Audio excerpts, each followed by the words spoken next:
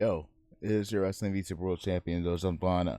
I'm gonna keep this a little bit raw for reactions.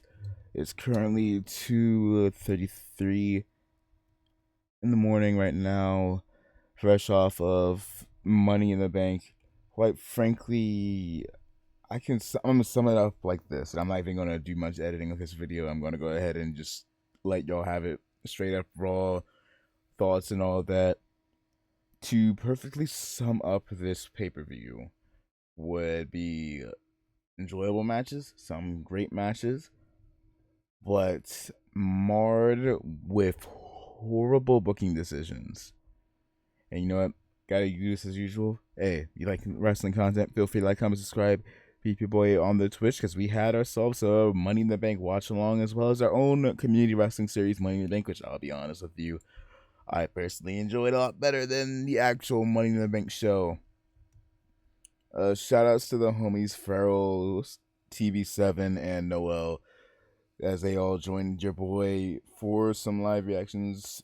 And I think the general consensus can be summed up with that as well.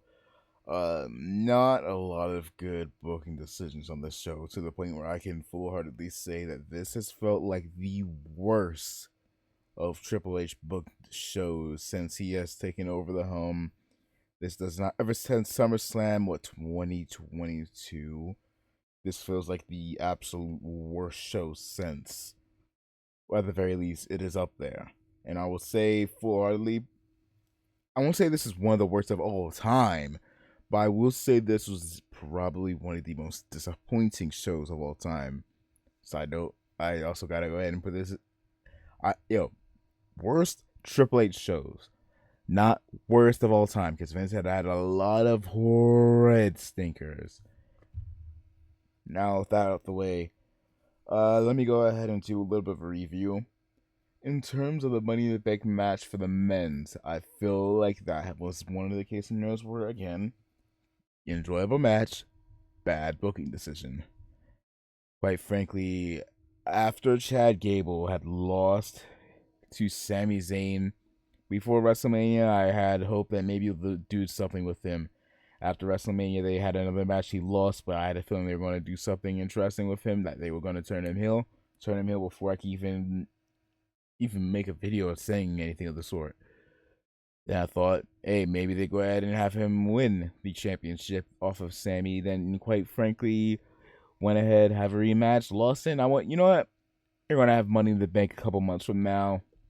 Sammy's going to go ahead and drop the title to Chad. Max heel heat. It all works out. I think they had another rematch beforehand, which Chad lost, and I went, you know what? He also has to lose the Alpha Academy, so I know a little excessive, but you know what? It'll all work out in the end. And then he got removed from the IC title scene, lost the Alpha Academy, got attacked by the White Six, which did not make an appearance at the show at all.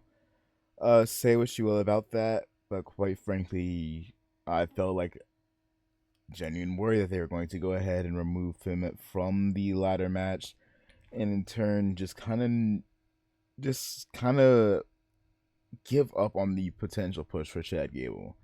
And lo and behold, he was taken off of TV for a tiny bit, was told, hey, he's medically cleared after the last week's attack from the White Six. You know what? He's back in the match. He got qualified, and it all felt good. And last, he did not win the match.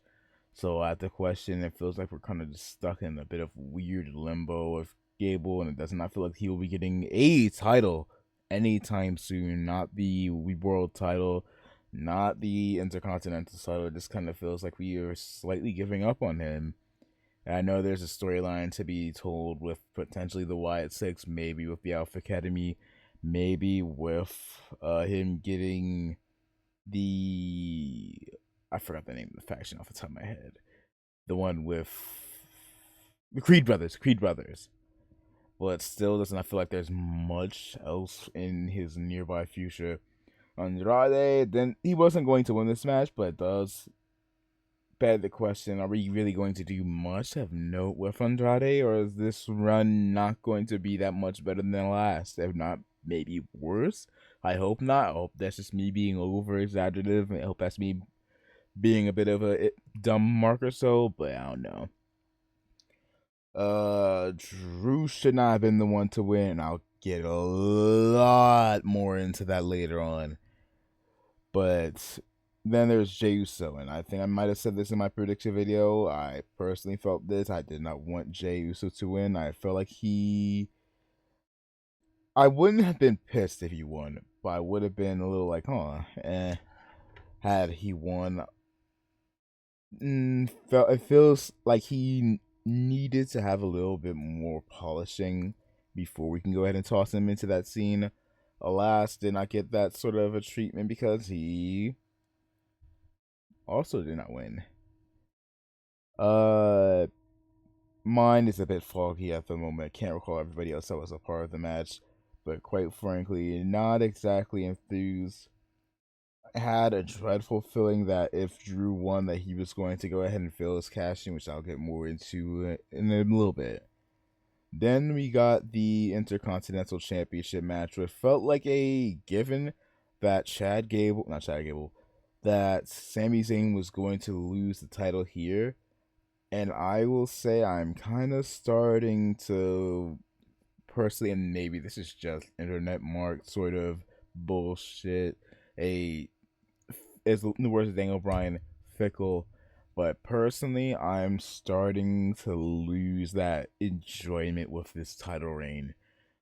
Was a little iffy with the idea of Sammy taking the title off of Gunther because I personally felt like Chad Gable should have gotten that. But you know what? They were able to make me turn around on that with the whole storyline with Chad and the doggone Intercontinental Championship and his daughter and that whole thing, especially with him turning heel. But then they removed him from the picture and had Chad lose a few times over. Uh, then they had Braun Breaker, which has been on a warpath. They had him beat Ilya. They had him murk Ricochet. And then they had him lose to Sammy, which I'm sorry, that was a bit of a head scratcher. It felt like it was the time to go ahead, put the IC strap on him, and have him become a monster. This generation's Brock Lesnar, even, except for unlike Brock Lesnar, he would have went into the mid card scene and went ahead and won a title. But quite frankly, no Sammy won. I'm not at all excited for whatever else this reign will have. I kind of am feeling really deflated with that. Speaking of deflating, the world title match, in my personal opinion, I feel like this is arguably the weakest world championship match that we've had in terms of just the overall vibe. I and you might say, well, there was the Jinder Mahal versus Seth Rollins match, which at the very least they had the whole threat of Damian Priest might cash in, and on top of that you had the whole situation with doggone Tony Khan as well, which kind of put some more eyes on a otherwise forgettable or not really too notable match, and even still they had a decent match for a Raw episode, and quite frankly I this match it was all right. One thing that really, and I'm not even talking about the cash in bit, but one thing that really kind of deflated the momentum was that botched pinfall, which was very, very horridly timed. Where Damian Priest, I don't remember what move he got hit. Some people said he got his bell rung around the end part of the match or even earlier, but you would see clear as day. One, two, the ref decided to go, oh, that wasn't the three he kicked out when Damian Priest was clearly out of it. A lot of people saying that either he got his belt cleared or that Drew McIntyre's entrance cue was not done correctly, which I don't know why you still wouldn't kick out just in case. Uh, did not too much favor, kind of harmed a lot of the momentum. And I'll get more into the world title conversation because I could go a little bit more into it, and I do want to save that for last. John Cena abruptly came out, and I'll be honest, I stepped out beforehand, came back and saw John Cena abruptly on my screen and went, "Ooh, is this some package where they're talking about John Cena? What's going on?" Got told by the homies that no, he's apparently retiring, which had left a lot of people's vibes checked. I personally was a little like, well, damn, they're having this abruptly. Luckily, John Cena would go ahead and announce, no, I'm not retiring right now, but I will be retiring at the end of 2025, heading into 2026. That will be the end of me. That will be a, well, I don't know what the fuck on tally has to say. This will be the last time you see me. And, well, that being said, I hope they do this whole retirement tour for John Cena with some respect. I hope they do this retirement tour well. I hope he does even potentially get the last ride with CM Punk and Randy Orton, even if it's short ones. Uh, Maybe even break the record. My dream scenario when it comes to that record situation is Cena, Orton both have this record tied 16 reigns apiece. Maybe you can give that to Cena, and then eventually over time, Orton surpasses him after Cena's retired. But there's also dreadful thought of WWE pulling something like what they did against Kurt Angle, where he had a lackluster retire that did not help his opponent. And I've seen some people joke around saying, watch it be against, say, a Karrion Kross, which, quite frankly, is a little bit dreadful of a thought. Hopefully they treat his retirement respect. But for the homies I was hanging out with, this did kind of kill a lot of the vibe. Even more so with the world title situation behind us. This kind of really deflated the mood even more. Then we got to the women's Money in the Bank match, which was enjoyable, but I'll be honest, as I just said, the mood was not there. Was hoping for Chelsea Green to win, wouldn't have minded, and kind of hoped that Tiffany would win. We had a little moment at the end where it seemed like Chelsea was going to win, got cut off, thrown off the ladder by Tiffany. Tiffany won the Money in the Bank briefcase. A lot of people giving the match praise, and it deserves a lot of praise. Personally, I kind of was, again, vibes were not there, was starting to space out. But I will say that match was indeed the highlight of the night, and quite frankly, if there's any match you want to go ahead and give another rewatch or a watch in general, it would be the women's Money in the Bank ladder match, the lone highlight of this entire show. Sad to say, but yes. The main event, hey, I'll be real with you, should not have been a main event. Did not deserve to be the main event at all. The tag team match between Randy Orton, Cody Rhodes, and Kevin Owens versus the new Bloodline led by Solo was not a main event caliber match. You have the very notable botch with not Tamatonga, Tongaloa, where I think this is the first time we've seen a botched low blow, which a lot of people are talking about, a lot of people are noting, and a lot of people from that were on the New Japan side of things going, "Hey, yeah, we told you so."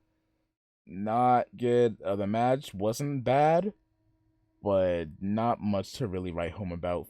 Did not feel like a main event pay per view match. Felt more at home on a Raw or on a SmackDown.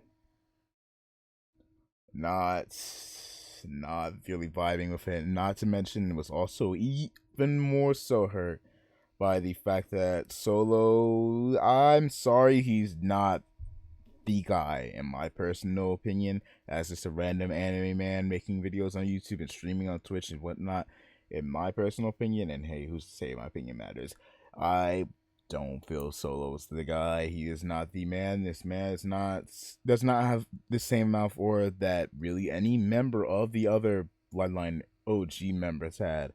Jey Uso, I would not be surprised to see him as world champion one day. Roman Reigns is one of the most historic world champions in the history of not just the Bloodline family, but the entire WWE and the history of professional wrestling. Jey Uso's twin brother Jimmy Uso is also pretty notable, and a lot of people were upset that he did not return. Same for Roman, although Kind of not surprised with Roman not showing up here. A lot of speculation now feels like he will return at SummerSlam, perhaps. We'll have to wait and see. Um, Not at all excited for the idea of Cody taking on Solo at SummerSlam, especially if that's going to be the main event. Not at all excited, not even 1% bit. Especially since you kind of know that Cody is going to win. So it's like, eh. This is supposed to be the second biggest show of the year, and you already know that's what's going to be the quote unquote headliner.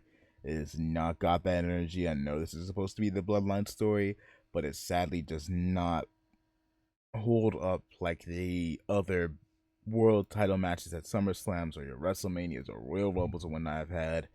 This does not hold up like those. Now,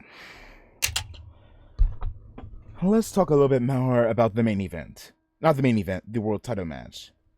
I can't even say that this should have been the main event because, my God, this would have been a sour note to end on. But quite frankly, the world title match wasn't awful, but that whole situation, the whole situation with Damian Priest and Seth Rollins, that botch that I mentioned previously, really did kind of harm the rest of this match. Then you have the whole cash in situation. A lot of people, and myself included, felt like if Drew won that briefcase, that he was going to fail his cash in. And I have nothing but negatives to say about this. And I don't like the fact that, hey, who knows? I'll be honest with you, I don't know when I'll be ceasing this little streak of uploads I'll have, but the day I don't know what to go ahead and post for the next day, I'm probably going to end this streak. And I don't want it to be the doggone negative talking about how effectively I'm ranting. I might even say rant in the title of this doggone video, but my God, when it comes to that of this world title match, it does not feel like much of a positive that came from it. In fact, no positive really. For Damian Priest, again, that kick out really did not do him any favors.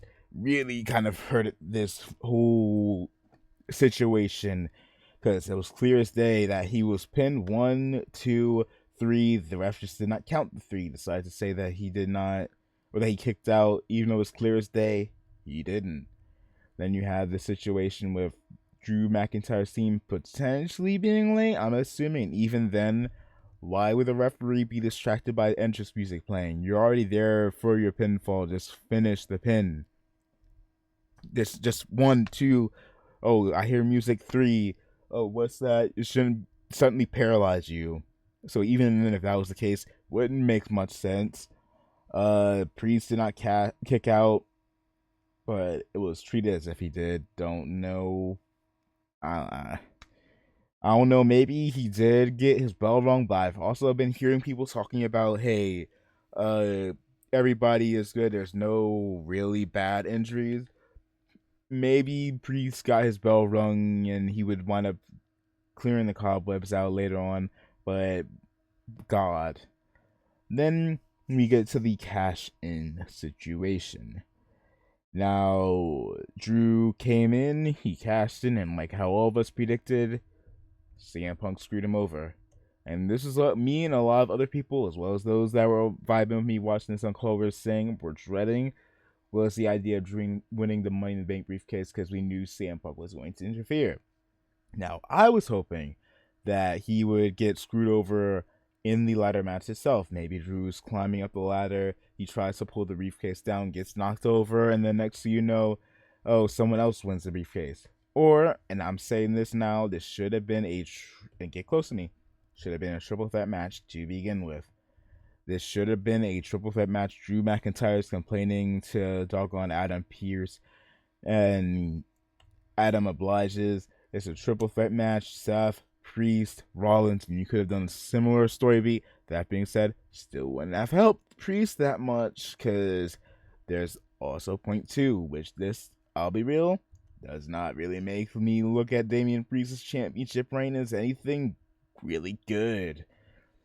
Every single championship match Priest has had from when he cashed in all the way up to now has had some sort of interference. I know he's supposed to be this heel that's wanting to make his way to the side of babyface. He also goes ahead and says, "Hey, Judgment Day, don't interfere in my matches." When he won the briefcase, it was because CM Punk, which, hey, that's good for their storyline. And you know what? It works for this situation here because Priest can take advantage of what's going on. But then the Judgment Day interferes in his next match. And then CM Punk interferes in the match after that. And then the match after that. And quite frankly, while I know he's supposed to be this baby face or heel turning into a baby face, and all this talk about him potentially having a feud for the Judgment Day, my personal view, if I am ignoring the story or if I am, I don't know, an outsider, I'm not paying attention to the story, I'm not a hardcore fan or any of that sort, I take a look at Priest and go, you're full of shit. You talk about wanting to have your matches end clean. You don't want no Judgment Day interference. You got them getting pissed off with you. You're getting your own crew mad, talking about you don't need them, but then you wind up having CM Punk. Or I know, CM Punk is doing this on his own volition. This is none of Priest, and probably Priest is going to go ahead and target Punk potentially. Doesn't really change much of the fact that every single one of your title matches have kind of been lackluster with their finishes having interferences, and while this some of them made sense and you can justify others, and quite frankly, I could see them trying to fix this and rectify this by having Priest getting pissed off with CM Punk and then Judgment Day getting pissed off at Priest because again, you say you don't need us, but you have interference over and over again just without us, and yet you want to talk like you're the top dog, like you're hot shit without us. I mean, you are shit without us because quite frankly, I mean, we're sitting here, we won the tag titles thanks to Liv now managing us, and you are over here having CM Punk helping you. And while that is a likely route you're going to go down with this, I'll be honest with you, we wasted the Money in the Bank contract over this.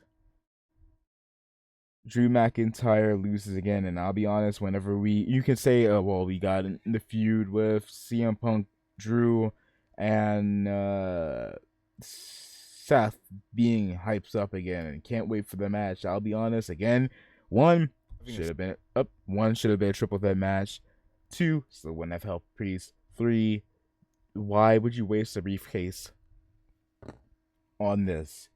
And I've also seen some people try to justify it by saying, well, nobody's going to cash in on Gunther and Cody, as if we are guaranteed Priest is going to lose to Gunther.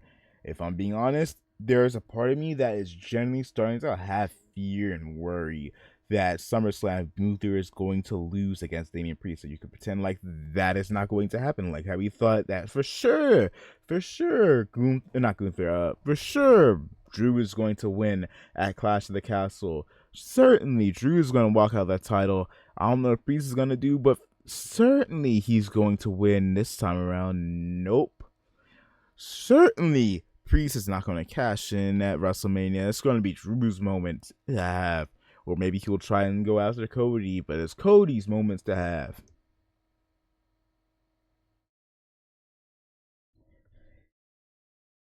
And there have been people saying, well, hey, and you know what? Even if that was the case, I have to genuinely start asking this question, and I don't want it to be a yes, but it does feel like we have to bring into account, do we just get rid of the Money in the Bank contract in general? I made a video a few days ago talking about how Money in the Bank has had a lot of flops when it comes to the cash-in holders, the briefcase holders. And ever since Seth Rollins, there has not been a truly great Mr. Money in the Bank, and Seth won it 10 years ago. Baron Corbin was not a great briefcase holder, had a failed cash-in. Braun Strowman, failed cash-in.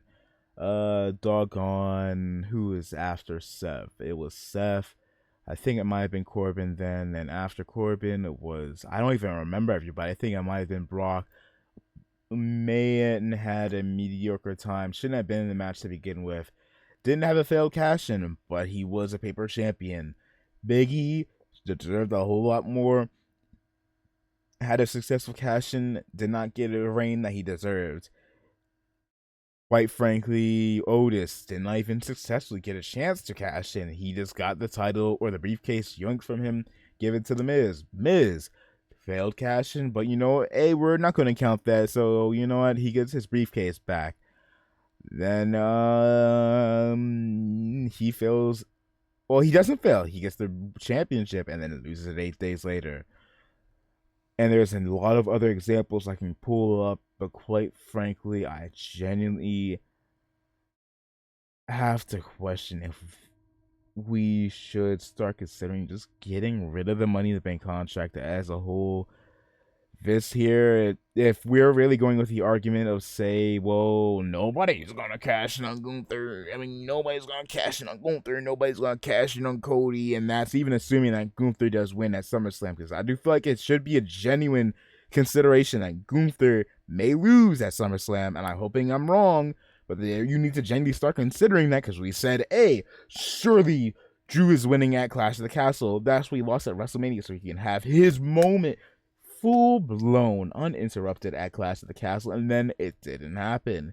You can sit here and pretend like they aren't thinking or considering about having Priest go ahead and, you know, who knows, maybe even make a way all the way to WrestleMania to face off against Finn for the world title. You can't pretend like that's not a possibility. You could assume all you want, but there is a genuine reality where Priest just straight up wins at doggone SummerSlam.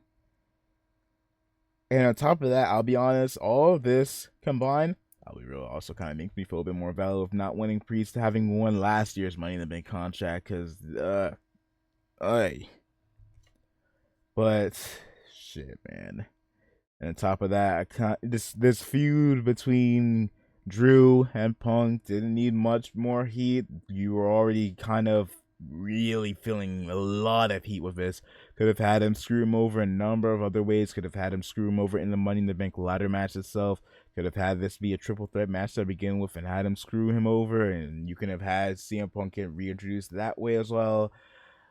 Doesn't make Drew versus Punk feel more hyped. Doesn't make Seth versus Punk feel more valid at the moment. Doesn't make Priest feel like a genuine, worthwhile world champion. It just feels deflating. Like, I wish I could come on here and I'd be full of piss and vinegar and be absolutely livid and incensed and rage and mad and angry, but I just kind of feel tired. And no, that's not just because it's 3 a.m. right now, but it's because, like, genuinely, like, why? Why? Like, do you really have to consider just chucking the briefcase away? Because a part of me feels like this is a bit of a burden for WWE. Like, booking this just feels like an obstacle. Like, oh, we got to deal with Money in the Bank briefcase now. Okay, what are we going to do? You know what? Screw it. Give it to Drew, and he could fail the same night. And you know how WWE could use this to build some more heat for this championship match. Not this championship match, for this blood feud. This already, you know what? I know that reporter was talking a whole lot of BS at the last pay-per-view when he said, hey, CM Punk and Drew could start off and already be at Hell in a Cell worthy. Which, if we're being real, would you be that surprised if their first match wasn't in Hell in a Cell? Because they're already that personal. You have Drew getting moment after moment at WrestleMania, at Clash of the Castle, in front of his family, in front of his hometown, when his wife or his girlfriend, significant other, is in the hospital, and he still gets screwed over by Punk. You have Drew going ahead, attacking Punk, costing Punk his WrestleMania match, going after him time and time again, harassing him, verbally lambasting him, beating him down to a pulp, and then robbing him of his doggone bracelet that is supposed to symbolize AJ Lee and doggone Larry, his dog. You don't need to really build up this feud that much more, and to once again utilize that Money in the Bank briefcase for this, it just feels like a waste. There's no real way to justify it, and any way that I've heard kind of brings up that question of, again, do we just retire the Money in the Bank briefcase? Like, I don't know. Maybe y'all in the comments down below, please, I want to hear y'all try and justify this. And I'll even go ahead, have some back and forth conversations, calm, cool, no heated discourse. Just be real with your boy. And on top of that, if you have watched this entire video, I greatly appreciate you. In terms of how I feel about Money in the Bank as a whole, again, worst Triple H booked pay-per-view, worst pay-per-view of the year, and one of the most depressing, deflating pay-per-views I've seen in a long time, where I have not felt much highs in the show and a lot of lows, and people are talking about a lot of botches outside that doggone pinfall botch. There's none that I want to harp on as much. I don't know. Y'all let me know in the comments down below. And yeah, see ya.